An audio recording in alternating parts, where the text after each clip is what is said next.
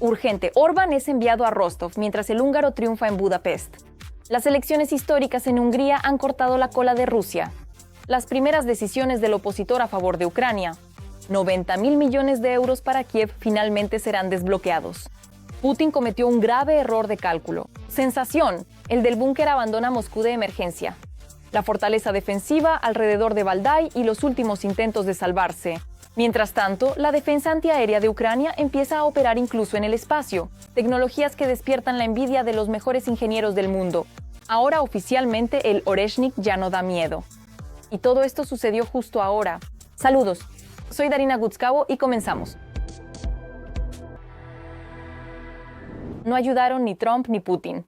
La era política de Orbán en Hungría sufre un sonoro fracaso. Tras 16 años de gobierno ininterrumpido, Viktor Orbán, con lágrimas en los ojos, se ve obligado a ceder. El país da un giro brusco hacia el cambio. La oposición, encabezada por Péter Magyar, obtuvo una mayoría constitucional con una participación récord de casi el 80%. Y esto ya es un terremoto político. Hemos derrocado el régimen de Orbán, liberado Hungría y recuperado nuestra patria. El partido en el poder utilizó todos los recursos administrativos y gastó cientos de miles de millones en una campaña de mentiras y odio. Pero hoy la verdad ha vencido a la mentira. Un sistema complejo, construido durante años, y una dura retórica antiucraniana esta vez no resistieron la presión de la demanda social de un reinicio. La multitud entusiasmada coreaba: ¡Europa! ¡Europa! Y en las calles vecinas se escuchaban consignas: ¡Somos campeones! Hoy los húngaros dijeron sí a Europa. Dijeron sí a una Hungría libre, declaró Magyar desde el escenario. Así, la Budapest oficial entra en una nueva realidad política y las viejas reglas del juego ya no funcionan. Esto ya es un verdadero cambio político. La derrota de Orbán golpea a todo el campo de los populistas de derecha en Europa, así como a los cálculos de actores externos, tanto de Moscú como del equipo de Trump, que apostaban por el actual primer ministro. En cambio, en los medios se dice abiertamente que los ganadores no son solo los húngaros, sino también los líderes de la UE, Ursula von der Leyen y Antonio Costa, los jóvenes húngaros, los periodistas, ya que en Hungría los medios independientes enfrentaban dificultades, los médicos, a quienes el gobierno de Orbán culpaba de los problemas del sistema de salud, y lo más importante, los ucranianos. El pronóstico para Ucrania parece alentador. Existe la posibilidad de que los vetos húngaros en la UE comiencen a levantarse y que las relaciones pasen a un plano más pragmático. Magyar planea establecer rápidamente contacto con Bruselas y esto podría cambiar el tono de toda la política húngara hacia sus vecinos. Magyar quiere tener buenas relaciones con Bruselas y probablemente desbloqueará el crédito. Pero para Zelensky, esta es una victoria agridulce, ya que el nuevo primer ministro ha declarado que se opone al envío de armas o dinero húngaros a Kiev, así como a la adhesión acelerada de Ucrania a la UE. Magyar ha prometido someter esta cuestión a referéndum. Y ahora la verdadera sensación, las primeras declaraciones del ganador de las elecciones húngaras. Péter Magyar declaró que negociará con Putin, en particular sobre el suministro de recursos energéticos. Tendremos que sentarnos a la mesa de negociaciones con el presidente ruso. La ubicación geográfica ni de Rusia ni de Hungría cambiará. Nuestra dependencia energética de Rusia también se mantendrá. Vamos a negociar. Recordemos que Orbán exigió a Ucrania que permitiera el paso del petróleo ruso por el oleoducto Druzhba, bloqueando hasta entonces el crédito de la UE y las sanciones contra la Federación Rusa. Y la pregunta principal ahora es, ¿no será esta derrota política el comienzo de un efecto dominó para otras fuerzas prorrusas en Europa, que hasta ayer parecían inquebrantables, pero que hoy ya se ven obligadas a reconsiderar sus posiciones? Seguimos atentos al desarrollo de los acontecimientos. Parece que la fiebre de Putin, provocada por el miedo a los ataques balísticos ucranianos contra Moscú, ya no se puede detener. El dictador ha dado la orden de convertir su residencia en Valdai en una fortaleza inexpugnable. En un mes se han contabilizado hasta 27 posiciones de defensa antiaérea en servicio de combate. Según muestran las imágenes satelitales de Planet.com, la construcción de 7 nuevas torres para los Pantsir comenzó el mismo día, el 17 de marzo. Algunas de ellas ya están equipadas con sistemas de misiles antiaéreos. Así se supo que la defensa antiaérea fue construida en 2 anillos concéntricos, de manera similar a la defensa de la capital. De hecho, esto convierte el territorio en un perímetro cerrado y bien fortificado, donde el control y la seguridad se han llevado al máximo nivel. Y aquí está la respuesta clave de por qué Putin retira los sistemas de las ciudades desprotegidas y los acerca a su residencia. Según investigaciones periodísticas, en este lugar Alina Kabaeva y sus hijos se encuentran regularmente. Y para el dictador se ha acondicionado un espacio de trabajo separado, una copia casi idéntica de su despacho en el Kremlin, trasladada fuera de Moscú. Pero si esto salvará a Putin de los feroces misiles ucranianos FR-9, lo demostrarán claramente las fuerzas de defensa de Ucrania. Gran avance. Ucrania planea derribar con un nuevo método el Oreshnik y los misiles balísticos de Rusia. Para ello crean una nueva rama militar, las fuerzas espaciales. Deben asegurar reconocimiento orbital e interceptación de objetivos enemigos. El diputado Fedir Benislavsky hizo una declaración sensacional. La creación de las Fuerzas Espaciales de Ucrania tiene como fin principal legalizar las acciones de sus Fuerzas Armadas dentro del nuevo dominio militar espacial.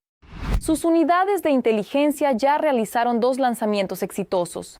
Además, en Ucrania ya opera una defensa antiaérea privada con ametralladoras a control remoto. Estas torretas privadas controladas a distancia con ametralladoras M2 funcionan a una distancia de hasta 2 kilómetros. Su tarea es proteger objetos críticos de infraestructura. El funcionario añadió que cualquier empresa puede solicitar los servicios de la defensa antiaérea privada.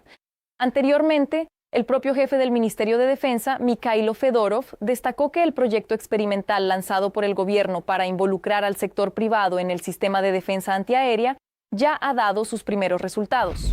Según los últimos datos, menos un Shahed y un Sala. Es difícil de creer. Los ucranianos se burlan duramente de los rusos. Esta arma asesta un golpe doble, triunfo en directo. El Malyuk, Vampir, Babka, P1 Sun ya no son solo equipos, sino ataques psicológicos incluso antes del combate. La creatividad de los nuestros funciona como una mira, eleva a los suyos y al mismo tiempo le quita el suelo bajo los pies al enemigo, y mientras los rusos intentan descifrar el hardware, Ucrania entra en el juego con fuerza. No se pierda los primeros detalles. El meme Pivanson revienta al Shahed de ataque. Un misil con el elegante nombre de Flamingo destruye el taller de la fábrica de producción de Iskander en Votkinsk. El vampiro le saca la sangre al enemigo. Apenas estamos empezando a trabajar en el pueblo, en las casas, en los sótanos, interceptando con los Spidlers de inmediato. Allí está trabajando la flaca, la llaga está trabajando. El armamento ucraniano destruye al enemigo y se burla de él con sus nombres. Esto motiva a los nuestros, y asusta al enemigo. Y es una historia absolutamente normal, una práctica habitual, y la estamos utilizando con bastante éxito. La creatividad funciona, como muestran los armeros ucranianos, apodando irónicamente a su dron de reconocimiento Babka. Y lo más probable es que se refiera a una anciana que lo sabe todo sobre todos. O aquí tienes otro ejemplo. Entonces estamos probando el dron Dun. Listo. En paralelo con el Dart, el sistema lanza avispas de acero. Los sistemas Babai y Gretz son como los bombarderos vampiros y perunes. Perún es el dios del viento. Como resultado, cuando este pesado bombardero sobrevuela, el enemigo siente todas las fluctuaciones de la presión atmosférica debido a las explosiones de las bombas pesadas y el vampiro comienza su cacería. Los rusos están tan asustados de nuestros bombarderos pesados que los llamaron Baba Yaga para su propia desgracia. Y nuestros muchachos empezaron a fabricar ciertos parches, donde aparece Baba Yaga en la portada, dice Baba Yaga ahí y así sucesivamente. Vampiro no fue su nombre inmediato. Este bombardero fue desarrollado por ingenieros. Y en ese momento él los llamaban Hexacóptero 1, Hexacóptero 2, Hexacóptero 3. Y en algún momento un militar llama a este ingeniero y le dice: ¿podría enviarnos por favor al frente un vampiro? Ya, como sabemos, hoy en día el vampiro es el dron más efectivo y con mejores resultados en el frente. El nombre da justo en el blanco. Es algo preciso y a veces también muy divertido. Y este es el Pivanson, eso es. Popularmente todos saben cómo lo llamamos entre nosotros. Y todo empezó con los desarrolladores. En ese entonces, dentro de la empresa, los chicos llamaban al dron que estaban desarrollando Pismo, pero la similitud visual era el factor principal por el que lo llamaban así. Queríamos conservar ese nombre, digamos, solo que visualmente en un formato un poco más adecuado. Y ahora ese nombre es conocido no solo en Ucrania. Aquí hay un video de una exposición de armamento en Arabia Saudita. Aquí está el Pivanson. ¿Y les cuentas cómo se llama realmente? ¿Luego les explicas a los extranjeros que es ucraniano? Sí, en parte. Les cuentan a los extranjeros que ellos golpean el Shahed ruso con un ucraniano. Actualmente está entre los 3 primeros en cuanto a eficacia y sigue aumentando de forma constante la cantidad de derribos. En este momento ya son más de 2.000 Shaheds derribados y más de 3.000 objetivos en vuelo derribados en total. Nuestros combatientes ya llaman a los derribos de objetivos enemigos con exactitud.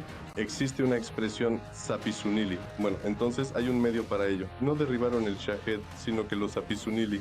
Y recientemente, la lista de nombres memes se ha ampliado. Ahora molestamos a los rusos no solo con los Pivansons. También D1L, DAC y WB1. Eso es. Por eso, para la gente común simplemente son nombres. Para los militares son nombres más graciosos. Cuando los rusos los escuchan, nosotros imaginamos drones, ¿verdad? Pero ellos imaginan otra cosa, y tal vez por eso incluso alguno de ellos se asusta. Los rusos temen, pero nuestros defensores se divierten, y el humor, incluso en la guerra, salva. La guerra es sobre cargas excesivas, sobre sangre, dolor, pérdidas, un desafío a cada segundo. Nombres así añaden cierto humor también a nuestras filas. Y cuando esto apenas aparece, se comenta, cambia un poco, digamos, la percepción de la dura realidad. Bueno, y también tiene un impacto en el enemigo. Si golpeamos al enemigo con una sonrisa en ese contexto, eso también lo desmoraliza. El nombramiento de armas y los nombres de las operaciones militares siempre han sido un elemento de la guerra informativa para elevar la moral del ejército. Recuerden los tigres y leopardos alemanes. Bueno, todo eso viene de ahí. A mediados del siglo pasado, los ideólogos de la propaganda, los ideólogos de la guerra informativa, en principio formaron todo esto. Pero a los rusos les falta precisión y humor en los nombres. Así nacen los osos Kedri, Oreshniki y Gerani. Creo que esto es un intento de ocultar el verdadero rostro, la verdadera cara de esta guerra detrás de esos buratinos, Oreshniki y todo lo demás, para no permitir que su propio pueblo comprenda la magnitud de la catástrofe. Al fin y al cabo, incluso temen llamar a la guerra por su nombre. Mientras tanto, los ucranianos siguen troleando al enemigo. En las redes sociales proponen llamar a un arma de largo alcance Putin. Y entonces bromean. Difícilmente la defensa antiaérea rusa funcionará sobre el Kremlin, porque ¿quién se atrevería a derribar a Putin? Yevgenia Tereshchenko, Somos Ucrania, Maratón Noticias Unidas. Desde el Báltico hasta el Caspio, la retaguardia rusa se estremeció. Una serie de ataques de drones ucranianos rompe la imagen habitual de la tranquila profundidad enemiga. Donde ayer aún se sentían seguros, hoy hay pánico, incendios y una sensación de total pérdida de control. La maquinaria del Kremlin patina, la logística se desmorona y la geografía de la guerra se expande rápidamente mucho más allá del frente. ¿Cómo está cambiando el equilibrio de fuerzas en la guerra y por qué la retaguardia profunda ya no significa seguridad? Mírenlo ahora mismo. En los últimos días, decenas de drones atacaron Rusia. Las explosiones se escucharon en varias regiones: Rostov, Tver, Kursk, Belgorod, Briansk y Kaluga, así como en la Crimea temporalmente ocupada. Las autoridades rusas, como es habitual, informan sobre el exitoso funcionamiento de la defensa antiaérea y afirman haber destruido supuestamente casi un centenar de drones. Sin embargo, incluso según sus propios informes, no todo quedó sin consecuencias. En la región de Kaluga, una subestación eléctrica se incendió tras el impacto en un transformador.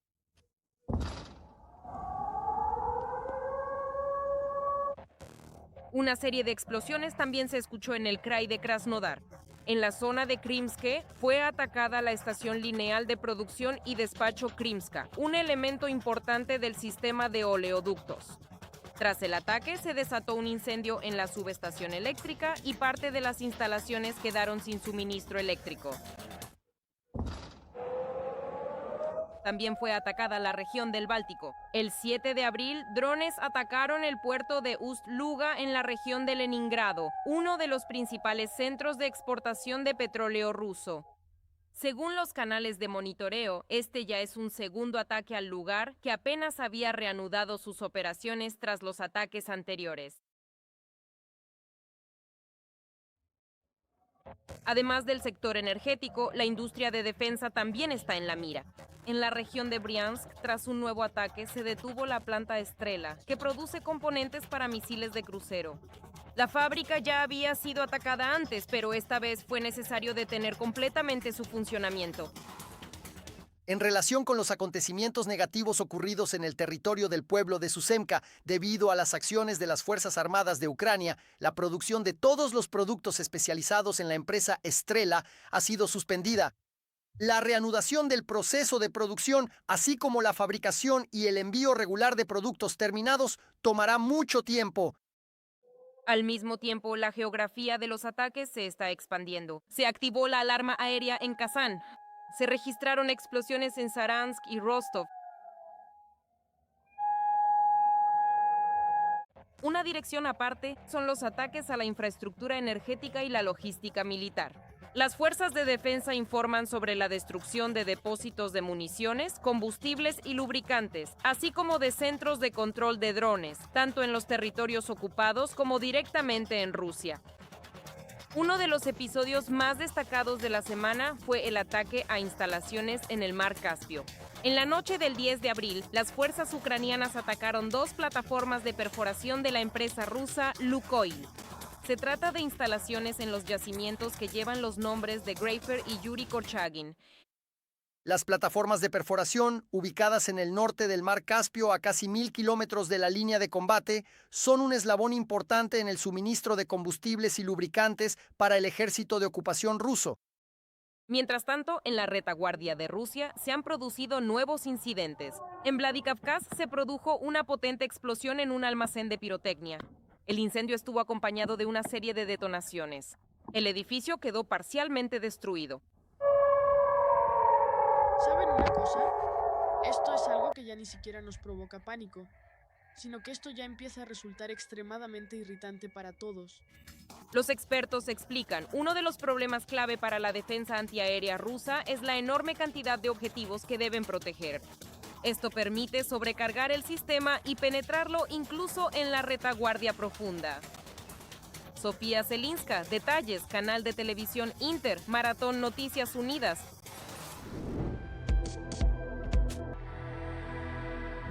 Esto es un fracaso total del régimen de Putin. Los suyos mismos lo despojan hasta dejarlo sin nada. El dictador no tiene en quién confiar, hay traición por todas partes. Han comenzado las megapurga en los despachos del poder. Y además, la adopción de la resonante decisión de cancelar el desfile. Parece que Rusia está realmente en apuros. Moscú se ha convertido en un objetivo prioritario. La propaganda fracasa. ¿De verdad ha llegado el momento de que Putin piense en un plan de evacuación del país? Hablaremos de eso en un momento. En la ciudad rusa de Novovoronezh, registro, allí el alcalde recién nombrado solo duró 7 días en el cargo, ya que fue detenido bajo sospecha de aceptar un soborno. Semana del alcalde. Ese es el apodo que los habitantes de Novovoronezh le dieron a Yuri Cherenkov, quien sabe muy bien que no solo el centavo cuida el rublo, sino que también 160,000 rublos lo protegen de la pobreza. Esa es exactamente la suma que Cherenkov exigió a una entidad comercial, cuyo nombre la investigación rusa no revela. A cambio, el alcalde Semana prometió, por el soborno recibido, facilitar la firma de contratos estatales, así como acuerdos relacionados con el control de obras de construcción. El desfile de la victoria en Moscú podría no celebrarse por primera vez en 30 años. La decisión de cancelar o posponer el evento podría tomarse debido a los nuevos misiles ucranianos capaces de llegar a Moscú en 10 a 30 minutos. Así lo lamentó al propagandista ruso Solovyov, su colega, el bloguero Set Ilya Tumanov. Un día antes, Dmitry Peskov, portavoz del Kremlin, respondió evasivamente a la pregunta sobre la cancelación del desfile. Nos estamos preparando para celebrar el Día de la Victoria. No hubo otras declaraciones oficiales. En algunas ciudades ya han comenzado los preparativos para los desfiles, pero no hay tales informes desde Moscú ni San Petersburgo. Hoy vemos una reunión de verdugos no acabados, de sus seguidores, intentos de reescribir la historia, de justificar a traidores y criminales que tienen en sus manos la sangre de cientos de miles de civiles. El domingo debía realizarse un entrenamiento de las formaciones para el desfile en el polígono, pero fue cancelado y se les dijo a los militares que regresaran a sus lugares de despliegue permanente hasta nuevas instrucciones. La razón de la cancelación fueron los misiles ucranianos de largo alcance, confesó Tumanov, sin especificar qué modelos de misiles asustaron al Kremlin. Los misiles de crucero pueden llegar a Moscú en media hora y los balísticos en 10 minutos. En los jardines de infancia y escuelas rusas celebraron, atención, el Día de las Embarazadas. A los niños les tocó escuchar charlas sobre el milagro temprano de la maternidad y el daño espiritual de ser child-free, incluso por parte de sacerdotes, además de aprender a envolver muñecos. En una de las escuelas incluso organizaron un concurso de cambio rápido de pañales a muñecas. Y las educadoras de los jardines de infancia elogiaron a las niñas pequeñas porque supuestamente ya a los 5 años se están preparando para ser madres. Así es este despiadado descenso ideológico, de las mujeres aún tendrán más hijos a los niños aún tendrán más hijos. El experto de los programas de propaganda rusa, Viktor Olevich, quien declaraba regularmente sobre Occidente rusófobo, huyó de la Federación Rusa tras recibir amenazas del FSB. Olevich es un estadounidense de origen odesita que se mudó a Rusia. Él es un destacado experto de un tal centro de política actual y un invitado frecuente en programas de propaganda, lo que al final no lo protegió de los cálidos abrazos de los servicios secretos rusos, por lo que Olevich se vio obligado a huir lo más lejos posible del mundo ruso. Así lo escribió en su canal de Telegram. Dice que 2 veces, en diciembre y en febrero, agentes del FSB vinieron a verlo con amenazas. Según Olevich, todo se debe a que él se negaba a obtener la ciudadanía rusa. Esta es una historia muy sintomática para los extranjeros que apoyan al Kremlin. Una cosa es hablar en la televisión sobre la maravillosa Rusia y el decadente Occidente. Otra cosa es convertirse en ciudadano de la maravillosa Rusia. La experiencia histórica demuestra que las sanciones estadounidenses por sí solas prácticamente nunca conducen a un cambio de régimen. Por ejemplo, Irán está bajo duras sanciones estadounidenses desde 1979, es decir, prácticamente 40 años. A pesar de que durante años Olevich hablaba en los medios rusos sobre una América terrible y al mismo tiempo débil, ¿adivinen a quién le está pidiendo ayuda ahora? Por supuesto, al Departamento de Estado de EU. Mira más en el canal de YouTube FactiLife. Contamos noticias de Rusia no porque nos interese. Registramos el estado del país agresor que no es capaz de resolver sus problemas más básicos, pero que, en cambio, le dice a todo el mundo cómo debe vivir. Sergei Yeremenko, Yevgen Susulia, el programa Vigna, STV para el Maratón Noticias Unidas. Con esto ponemos punto final a nuestra emisión. Continuamos ahora mismo. Sigan los acontecimientos más relevantes para poder contárselos primero. No olviden suscribirse. ¡Nos vemos!